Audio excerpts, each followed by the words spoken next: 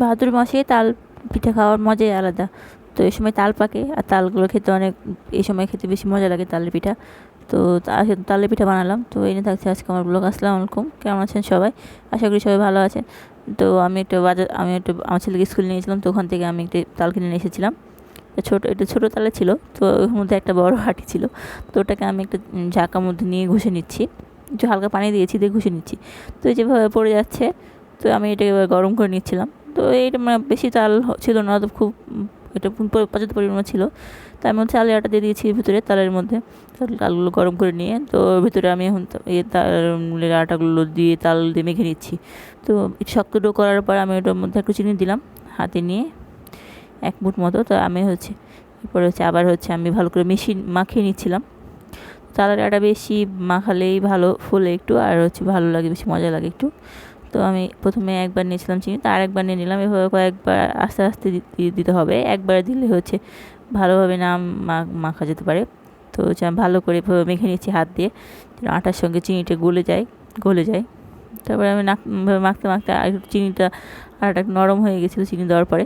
তো এদিকে একটু নরম নরম ভাব আছে, কিন্তু আমি একটু চিনি দেওয়া একটু নরম করতে হবে যেহেতু আটাটা। তো আমি একটু পানি দিয়ে দিলাম হাতে নিয়ে। তো অল্প অল্প করে পানি দিয়ে আমি আমি এখানে ছোটো একটা বাটিতে পানি নিয়েছিলাম, তো এখানে বেশি পানি লাগবে না, অর্ধেক বাটি পানি লাগবে।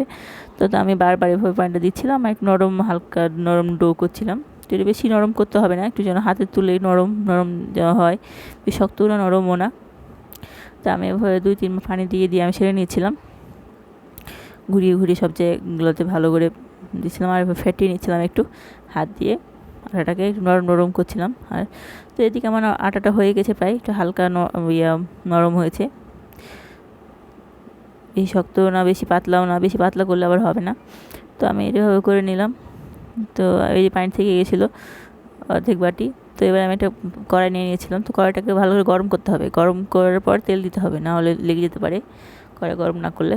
তো এদিকে আমি তেলটা গরম করে নিচ্ছিলাম।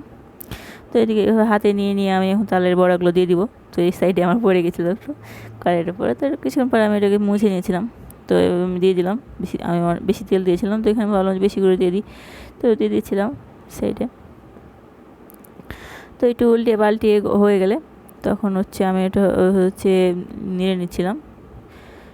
আমি যেহেতু ডুবো তেলে ভাজছিলাম, তো বেশি নাড়াচাড়ার প্রয়োজন পড়ছিল না। ডুবো তেলে ভাজলে বেশি নাড়তে হয় না, তো বেশি ভালোভাবে হয়ে যায়। তো আমার এই সাইডে হয়ে গেছিলো, তো আমি একটা ছাঁকনির সাহায্যে তুলে নিয়েছিলাম, দিয়ে তেলগুলো ঝরে নিয়েছিলাম। তো আমি দেখছিলাম, তো এই সাইডে কালো কালো হয়ে গেছিলো, তো ওগুলো একটু বেশি হয়ে গেছিলো, পুড়ে গেছিলো। তো আমি উঠাচ্ছিলাম।